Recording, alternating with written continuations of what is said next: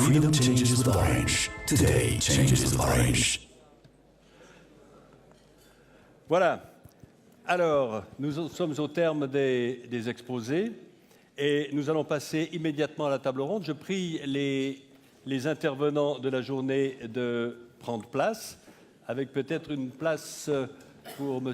Marty ici, parce que M. Marty, on ne l'a pas encore entendu et on va tout de même dire quelques mots avec lui. Les thèmes que nous aimerions, je ne dis pas développer, mais sur lesquels nous aimerions vous entendre. Tout d'abord, est-ce que votre vision du sport, à l'issue de cette journée, est-ce que votre vision du sport a été modifiée? Est-ce qu'elle a changé? Si oui, en quoi? En bien? Comment? Est-ce que vous avez une autre approche du sport à partir de maintenant?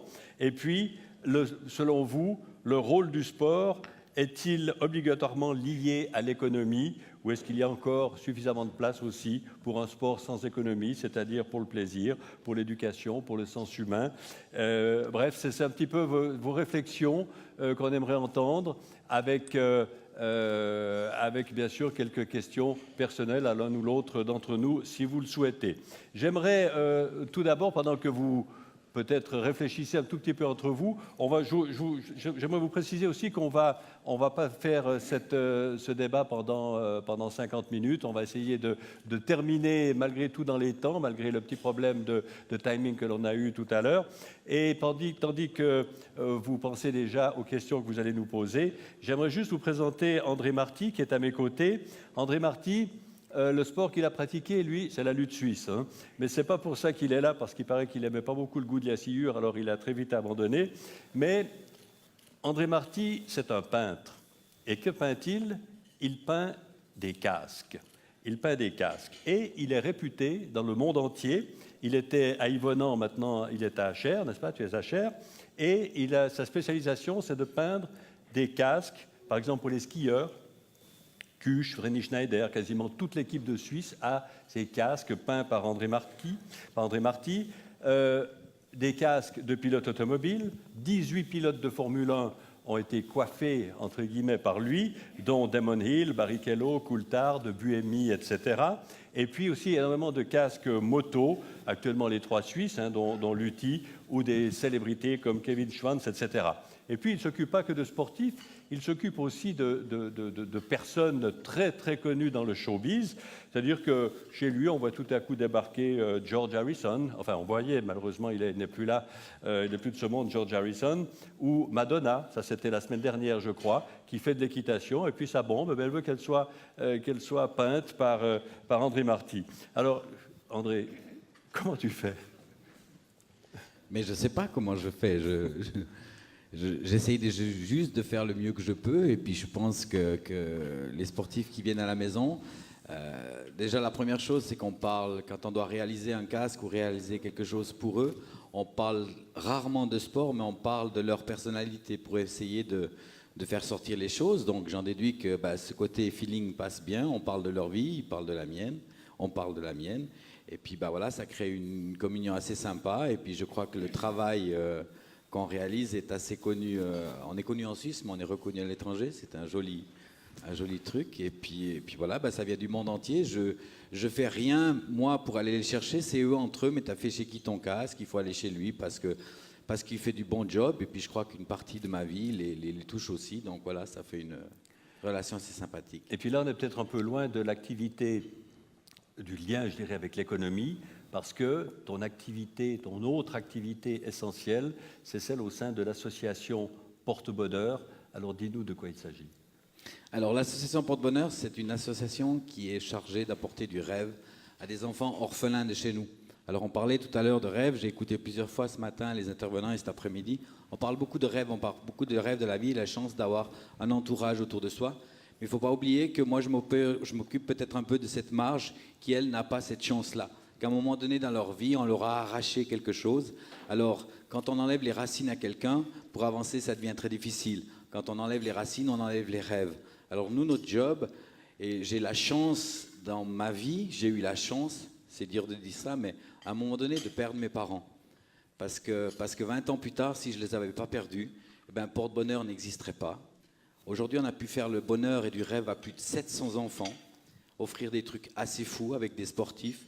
Et j'ai la chance dans ma vie de côtoyer ces gens-là, ces gens-là se sont mis derrière nous, derrière moi, pour qu'on arrive à apporter du rêve à ces enfants. Alors, Les orphelins de chez nous. Hein. les orphelins de chez nous, j'insiste sur parce que la Suisse est très généreux, on donne beaucoup à l'étranger, mais on s'occupe un petit peu moins de ce qui se passe chez nous.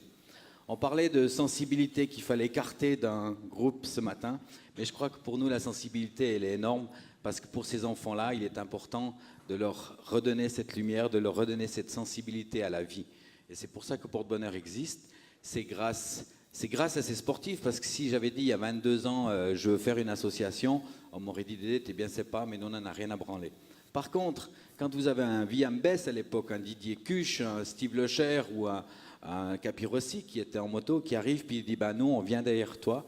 Et puis la presse, elle s'en mêle, et puis là, elle commence à parler des sportifs, puis à l'époque, ça s'appelait la Journée des champions, qui est devenu maintenant le festival Porte-Bonheur. Un festival d'ailleurs qui aura lieu ici même à la Marive les 5, 6 et 7 octobre prochains. Dans un mois, on est venu tester la cuisine, il faudra qu'il accélère un petit peu le mouvement. Mais oui, on sera là dans un mois, on vous invite à nous rejoindre si vous voulez réserver. Il y a toutes les informations sur le site Porte-Bonheur. Mais je crois que l'important dans la vie, on a de la chance d'être là aujourd'hui. Je crois que c'est important. Il y a un homme qui est apparu dans ma vie il y a bien longtemps, qui est devenu champion olympique, qui s'appelait Urs Lehmann, qui maintenant est le président de la Fédération suisse de ski. Alors quand il vient chez nous, il nous voit, il y a toujours cette image qui lui est restée de l'enfant qui a vécu ce passage, qui est devenu ce qu'il est. Et moi, je remercie la vie de ce que je suis aujourd'hui et je vous remercie à vous de m'avoir écouté. Merci. Merci André Marty. Oui, c'est vrai qu'on a commencé cette journée. Moi, je vous ai parlé au début des chiffres qui fâchent, des chiffres qui scandalisent, qui énervent, qui font la une des journaux. Mais on aimerait qu'un peu plus souvent, lié au sport, le sens humain que l'on peut trouver à travers André Marty fasse lui aussi la une des journaux. Voilà. Maintenant, on aimerait vous entendre parce que vous avez beaucoup applaudi. On vous en remercie. Mais on aimerait... Je sais que la première question est toujours la plus difficile à venir, alors on commence par la deuxième. Qui veut poser la deuxième question? Qui a quelque chose à dire, à demander? Monsieur, alors attendez, on va vous apporter un micro. Bonjour, Michel Ackermann, Néo-6. J'étais étonné... On vous entend très mal. Bon. Voilà, c'est mieux. J'étais étonné durant les différentes présentations, surtout au niveau de l'organisation des événements, qu'on ne fasse pas mention des nouvelles normes ISO en matière d'organisation d'événements. Alors j'aimerais savoir pourquoi, est-ce que vous êtes au courant, est-ce que vous savez qu'est-ce qui va se faire, comment ça va se passer? Le cas échéant, je vous expliquerai. Dites-nous peut-être quelles sont ces normes. Je crois que c'est tout récent parce que ça date des Jeux de Oui, Londres. en fait, ces normes ont été appliquées à Londres pour la première fois. Et maintenant, elles vont devoir être appliquées ou applicables pour quasiment tous les événements en Suisse et partout dans le monde. Alors, est-ce que Georges André ou M. Stricker peut-être va répondre? Alors, vous m'entendez? Oui, parlez bien dans le micro peut-être, il est très directionnel. Effectivement, ces normes qui ont été publiées mi-juin résultent d'un travail de groupe qui impliquait aussi les organisations du sport international, notamment l'UEFA et le CIO. Sont des normes qui doivent d'abord, bien sûr, être comprises par les organisateurs, par les fédérations. Nous mettons en place un cours qui pourra être accessible à toutes ces organisations, un cours en ligne qui permettra de manière pratique et à distance de pouvoir s'informer sur ces normes, sur le contenu et comment les implanter en quelque sorte, les utiliser dans le cadre des futures organisations. C'est quand même un grand marché. Le nombre d'événements sportifs, on l'a vu, hein, c'est des dizaines de milliers. Et donc, ça va prendre évidemment un certain temps. Mais oui, effectivement, ça va se mettre en place. Mais d'abord, il faut former, ou en tout cas informer les comités d'organisation. Et ceci va se faire via notamment la pyramide sportive que vous connaissez, donc des fédérations internationales aux fédérations nationales et ensuite au comité d'organisation d'événements ou via les comités nationaux olympiques. Donc ça, c'est quelque chose qui va se faire progressivement et qui est extrêmement important, bien sûr, puisque, comme on l'a vu aussi avec Atletissima, le développement durable est une composante qui est importante dans ces événements, bien sûr. Merci. Autre question, autre remarque? Oui, bonjour.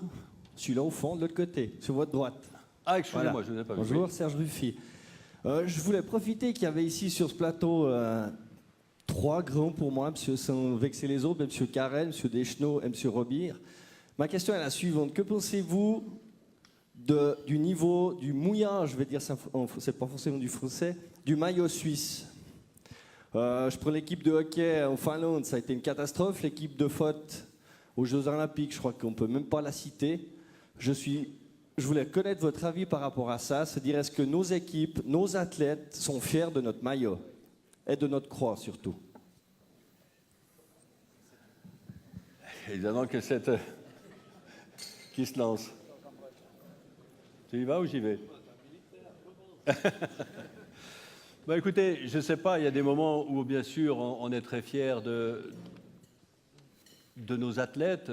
Quand on voit Federer gagner Wimbledon ou même perdre la finale olympique, on reste fier de lui parce que c'est une question de tenue.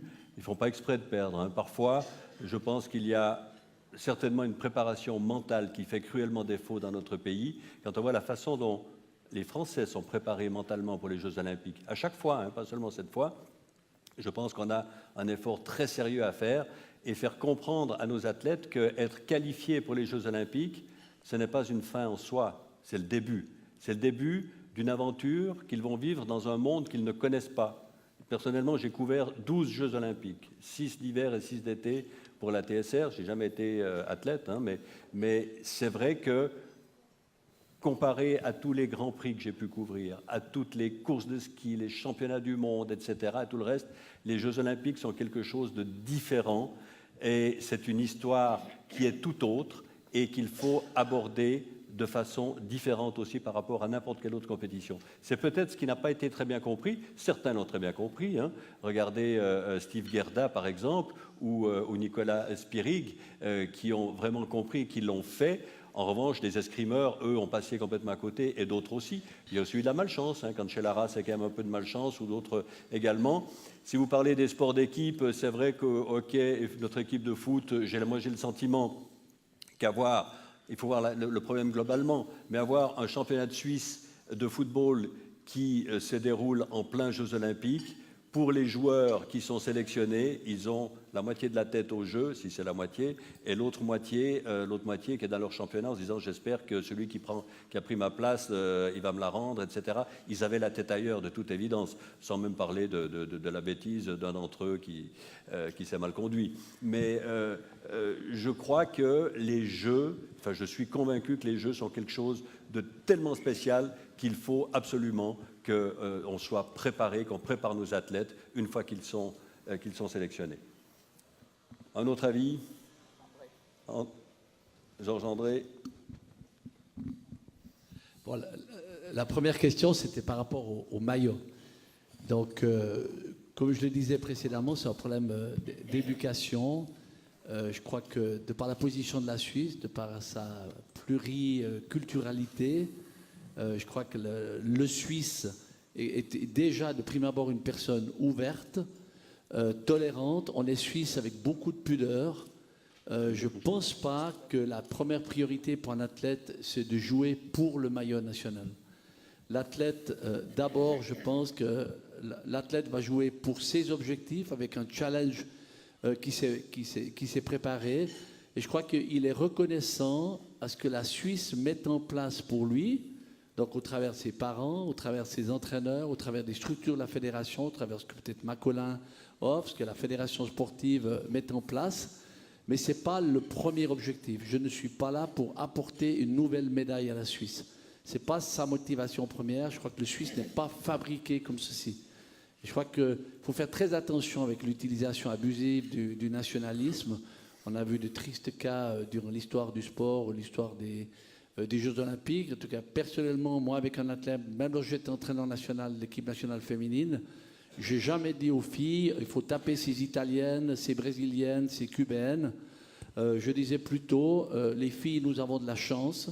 C'est une grosse opportunité de représenter notre pays au travers du volleyball, mais ce n'est pas un outil de suprématie. Je ne dois pas utiliser le maillot national comme un outil de dire le Suisse est meilleur que la Belgique, même si c'est un peu vrai, ou que le Brésil, ou que Cuba, c'est pas comme ce Saint-Tron dans la salle. Je crois que ceci, il faut faire très très attention. Je crois qu'il faut dépasser cette norme-là. Si vous regardez l'équipe de football, vous avez vu la multiculturalité qu'il y a dans l'équipe, c'est absolument incroyable. De par l'éducation de ces jeunes, je peux vous dire, j'ai le sentiment que certains, ils sont peut-être de d'autres nationalités que la nationalité suisse qu'ils ont épousée plus tard dans leur adolescence ou dans leur début de vie d'adulte. Marius Robir était sollicité aussi. Je m'excuse juste, mais quand je sais que l'équipe suisse de hockey, il y en a qui refusent d'aller. Moi, un athlète qui refuse, moi j'ai un peu de peine, quoi. C'est son boulot à la limite, vous me direz, mais moi je rejoins M. Deschenaux. Les Français, ils ont les défauts qu'ils ont, mais ils ont une équipe, malgré comme elle était, qui a tapé la Suisse, alors qu'on a pratiquement les meilleurs joueurs d'Europe. Bon, moi, quand un athlète professionnel refuse d'aller, de porter le maillot, moi je trouve que c'est grave, quoi. Marius Robir. Oui, un petit complément d'information et de précision par rapport à ce qui a été dit, surtout concernant les spectateurs. Moi, je pense que les Suisses, on est quand même relativement chauvins quand notre équipe marche très bien. En 1987, championnat du monde de ski alpin à Crans-Montana, 14 médailles, c'était l'euphorie totale, une ambiance extraordinaire. Et tout à coup, lorsque les résultats diminuent, il y a moins de spectateurs, on encourage moins, on sent moins, si on veut dire, l'esprit d'équipe, l'esprit suisse. Le reste, on est très fiers, mais quand ça ne marche pas, on est peut-être un petit peu moins fiers. Donc il y a ce cadre spectateur. Maintenant, on se moque, entre guillemets, très souvent des Français, mais moi je suis en admiration devant l'esprit français, l'équipe de foot, on peut en parler, ça c'est un autre problème, mais en admiration devant l'esprit du pays, de la France. Et que quand je m'en souviens, quand le président de la France, M. Chirac, au début d'un match Algérie-France, il y avait du bruit lors de l'hymne national, et puis que M. Chirac dit on commence le match dans demi-heure, parce que je n'admets pas qu'il y ait du bruit pendant l'hymne national, ben ça vous dit quand même que l'esprit du pays est très marqué. Moi, ce qui me choque aussi un petit peu, vous allez me dire, je suis militaire, quand je vois qu'on fait semblant de chanter l'hymne national ou qu'on ne chante pas, ça me dépasse. Donc on doit avoir une fierté. Je vous rejoins, quand on a un maillot de l'équipe suisse, on doit avoir une fierté. Quand on a une convocation, on répond à la convocation. Et à ce moment-là, moi, quelqu'un qui refuse une convocation pour le pays, on doit l'exclure naturellement pour le futur. Moi, je suis très patriotique, très suisse, et là, on doit avoir la fierté de défendre un si beau pays comme le nôtre.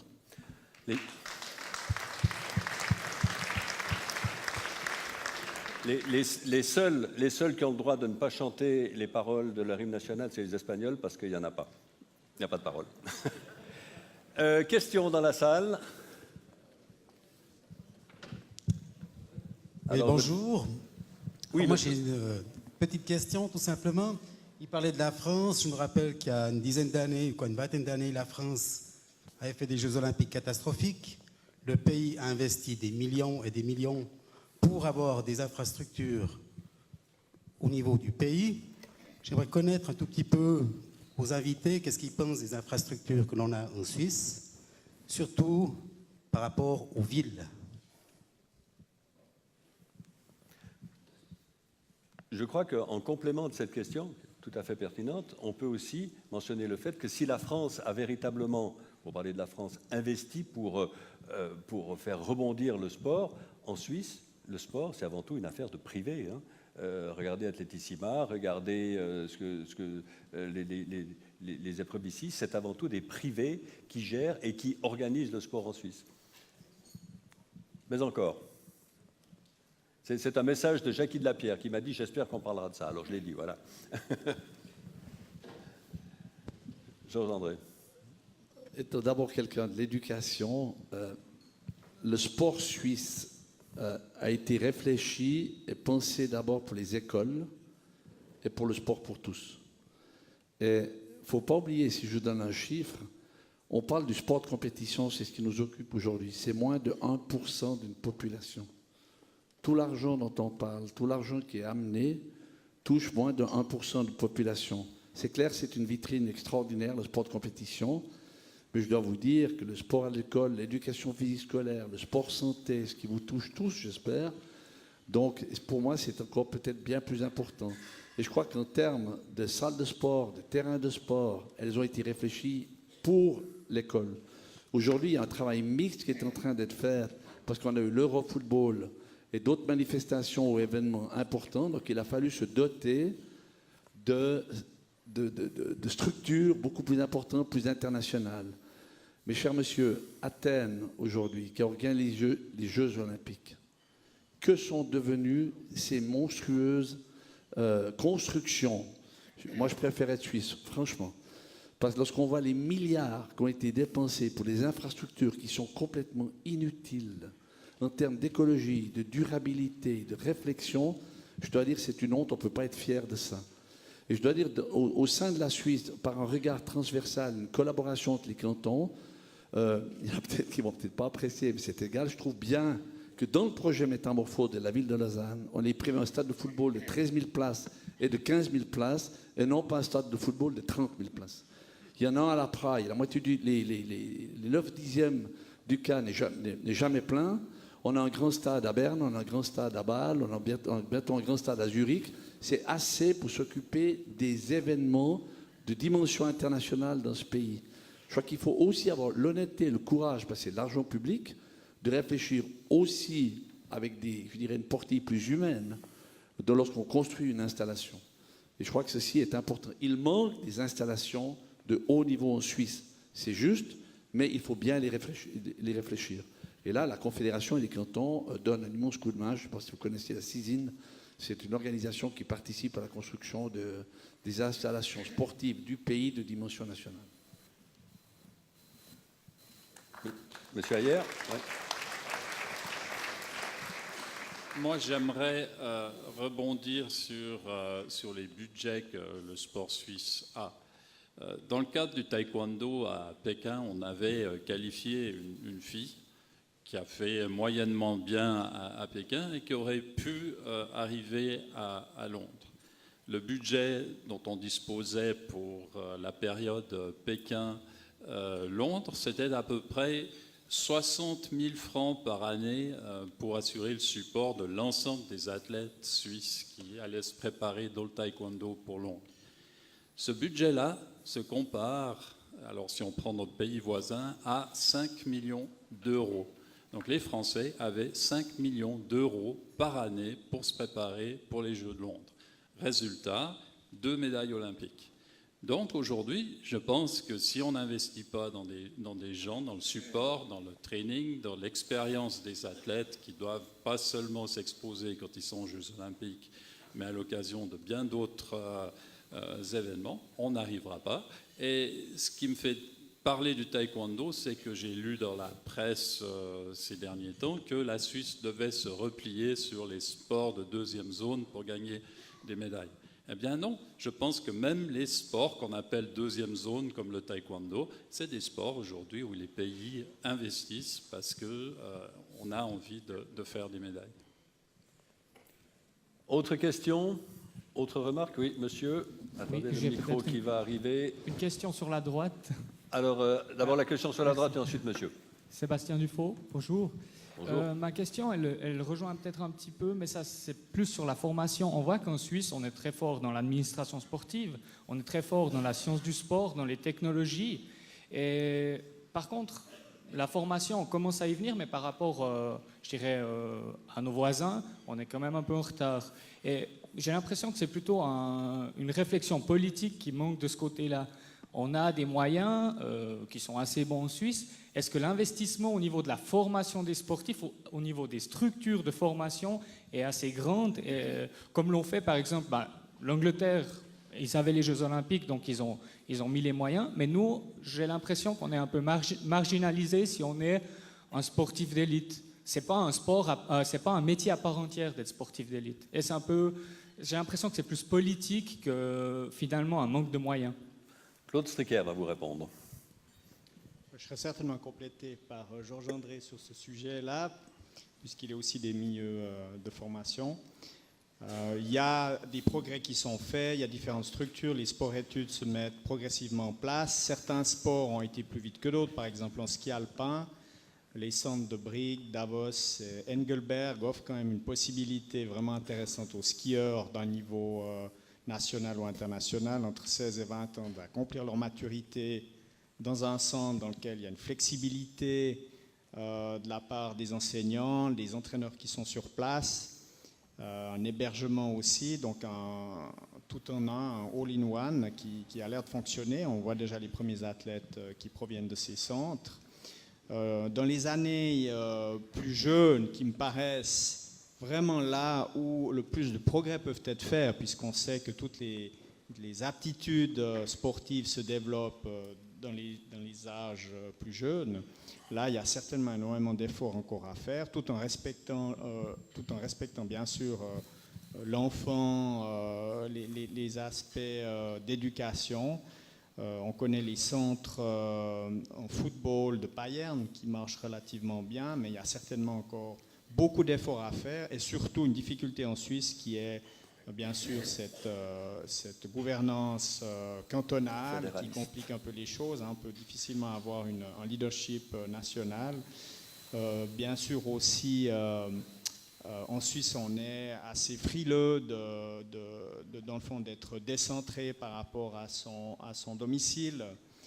Mais on a par contre la richesse aussi de cette diversité. Mais surtout, ce qu'on doit pousser maintenant, c'est davantage d'écoute et de support de la part des milieux scolaires et davantage de dialogue entre les milieux scolaires et sportifs. Ça progresse bien sûr, mais je pense qu'on peut aller beaucoup plus loin de ce côté-là, parce que là, il y a vraiment une grosse marge de manœuvre pour la Suisse, qui a un bon système scolaire quand même par rapport à d'autres pays. Donc, mettre là-dessus une composante sportive supplémentaire, à mon avis, est une des priorités qui ne serait certainement pas la plus onéreuse et qui aurait certainement des gros impacts, puisque justement, on toucherait des années plus jeunes. Et puis, accompagner le sportif après pour préparer sa conversion.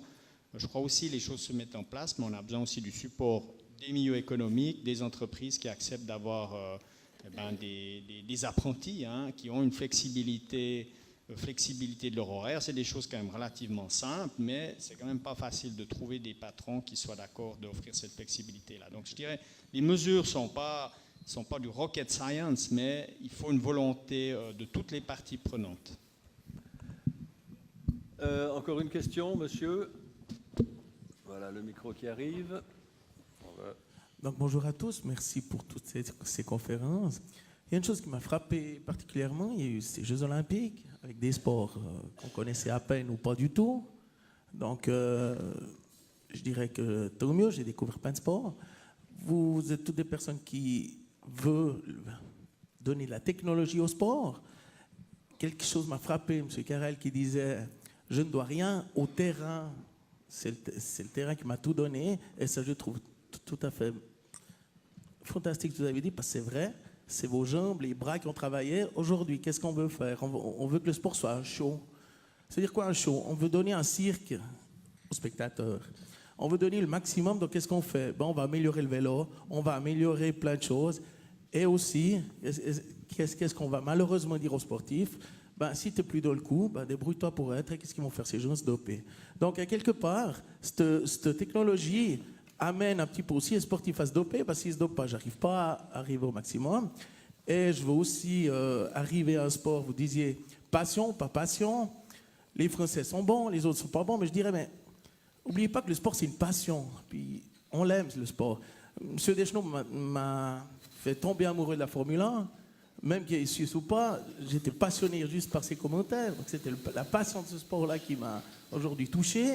J'aime beaucoup le football aussi. Le football suisse, pour moi, il est très bien. La seule chose, peut-être, c'est comme vous l'avez dit, cette passion. Vous dites qu'une équipe ne fait pas de résultats. On n'entend plus parler d'elle, c'est pas vrai. Je suis un Italien ad hoc. Quand l'Italie perd, on en parle encore plus. Donc, je suis un peu entre deux avec ce que vous êtes. Et puis, dernière chose, et puis après, je vous laisserai dire. Le baron Coubertin disait, le principal, c'est de participer. Est-ce qu'aujourd'hui, le principal, c'est de gagner? Je vous pose des questions. Participer, bien sûr, mais donner le meilleur de soi-même. Et et puis gagner dans la mesure du possible, c'est sûr. Je ne sais pas qui veut répondre. Je crois qu'on est un peu dans le domaine. On voit un peu les limites entre le sport de compétition de très haut niveau, le sport spectacle, avec les technologies qui permettent de voir des images, des ralentis, des explications, des choses exceptionnelles. Et c'est là qu'on plaint souvent les arbitres, parce qu'eux, ils n'ont pas le temps. Ils doivent siffler, ils doivent dire, et puis ensuite on leur prouve sous tous les angles qu'ils se sont trompés, parce qu'il y avait 4 cm d'écart et qu'ils ne l'ont pas vu. Mais c'est vrai que, je crois, sport-passion, c'est valable pour tout. Il y a le sport-passion aussi bien pour le sport loisir que pour le sport de compétition. Il y a aussi le sport-passion du sportif passif, du téléspectateur. Et là, Dieu sait si celui-là est bruyant et s'il est partial, etc. Donc, le sport est tellement rassembleur. Il est rassembleur de tellement de données, de tellement d'approches, de tellement de sentiments, de tellement de pratiques qu'il est difficile à définir. On peut pas le réduire dans un seul moule, parce qu'il est trop variable d'une sensibilité à l'autre. Mais je crois que ce qui est vraiment ressorti, c'était tous les P que Marius nous a dit ce matin. Mais je crois que le plus important, c'est peut-être la passion.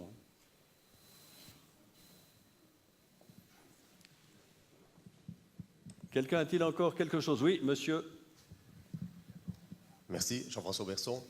J'ai tout à fait apprécié la remarque de monsieur concernant les Jeux Olympiques. Quand on voit les investissements qui ont été faits en Grèce, alors c'est un pays qui est au bord du gouffre, on peut se poser la question si on va continuer longtemps comme ça. Et pourquoi pas utiliser des infrastructures qui existent maintenant. Enfin, on parlait aussi d'une remarque, c'est-à-dire les Suisses, leur capacité de mouiller le maillot, de foncer, mais je pense qu'il faut aussi prendre en compte l'aspect culturel de notre pays. On le voit aussi au niveau des managers, puisque c'est mon métier de sélectionner des managers pour les sociétés. On voit qu'en Suisse, d'une façon générale, les gens ont une certaine timidité, une certaine réserve. Je pense qu'il vient aussi de l'aspect culturel. Beaucoup de personnes ont de la peine à se mettre en avant, alors que ce sont des personnes d'excellent niveau, non seulement par leurs études, mais par leur personnalité. C'est des gens qui ont compris cela. Alors, quand on compare par exemple à la France, avec Cocorico ou d'autres sociétés, mais on se dit, mais on mouille le maillot. Mais est-ce qu'on peut comparer la Suisse avec d'autres pays? Quand on voit que dans certaines équipes étrangères, les millions qui sont investis pour faire jouer des joueurs qui n'ont rien à voir avec le pays. Moi, je préfère à ce moment-là qu'on soit suisse, même si on est moins bon, mais on est vraiment une équipe suisse, plutôt que d'avoir une déformation nationale par des gens qu'on achète à prix d'or. Je ne sais pas ce que vous en pensez. Merci. Il y a un mélange culturel qui fait que personne n'y échappe. Comme Georges-André le disait tout à l'heure, c'est vrai que l'équipe nationale des moins de 21, elle est extrêmement multiculturelle et ça, on n'y échappe pas. Maintenant, c'est vrai que je crois que les naturalisations à des fins purement sportives sont tout de même, je veux le croire, assez rares. Il y a...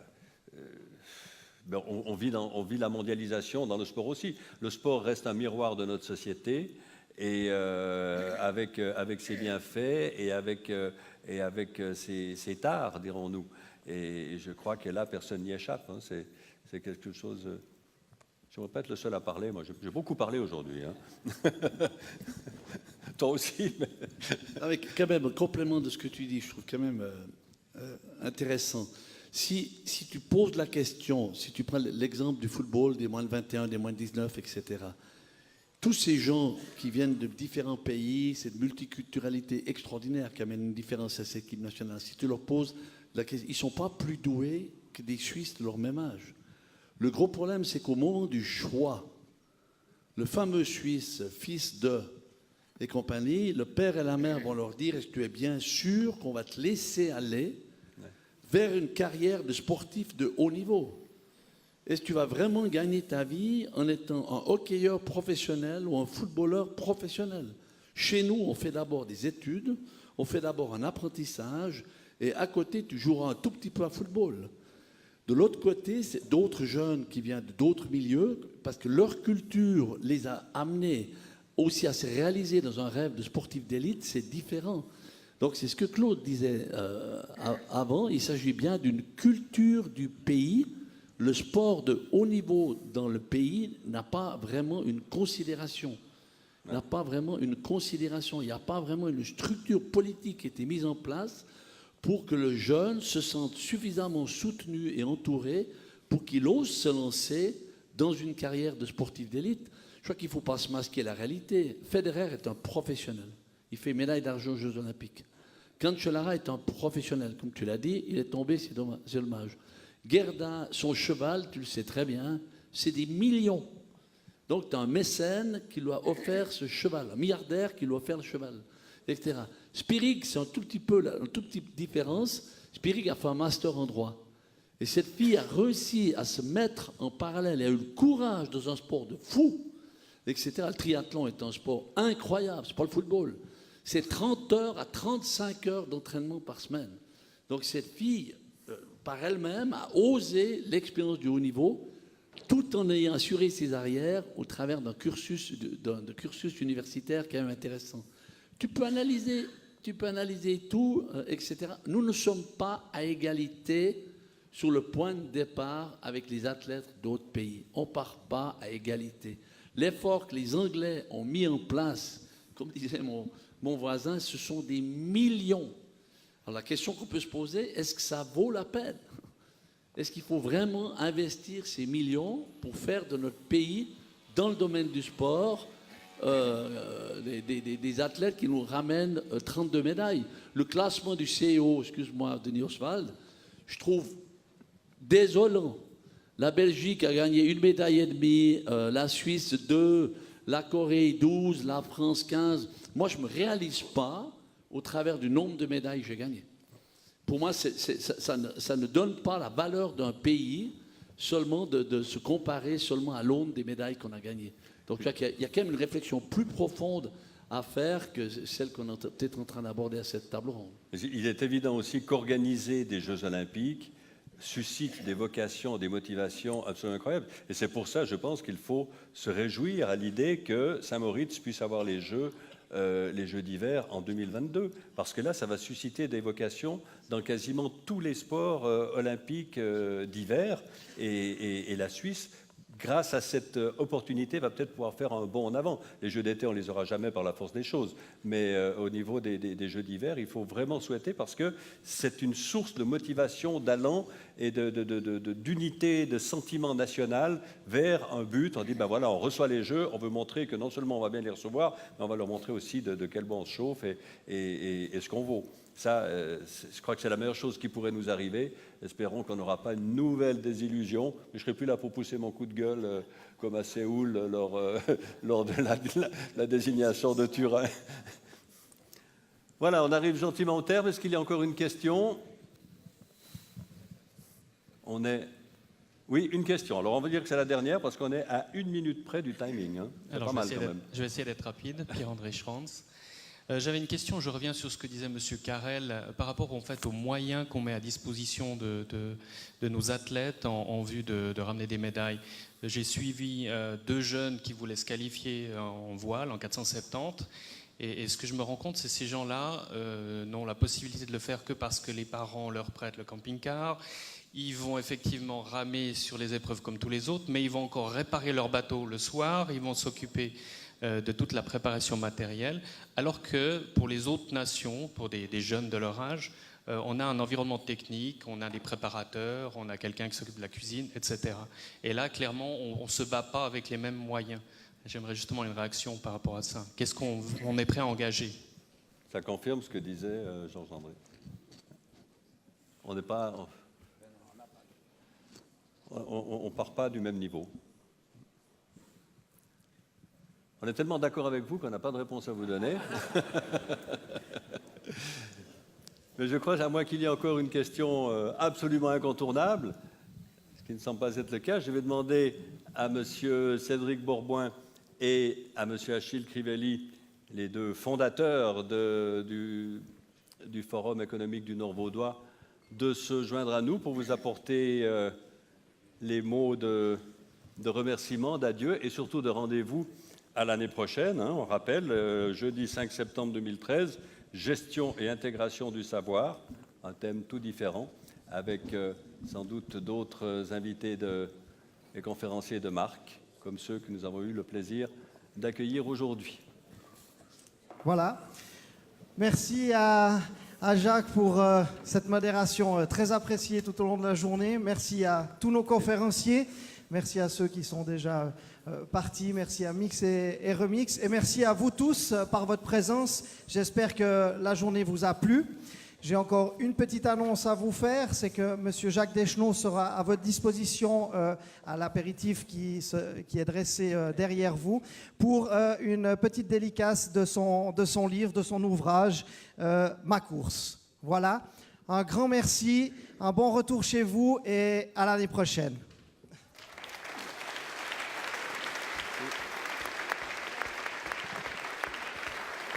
Merci. Merci à vous. Merci à vous. Merci.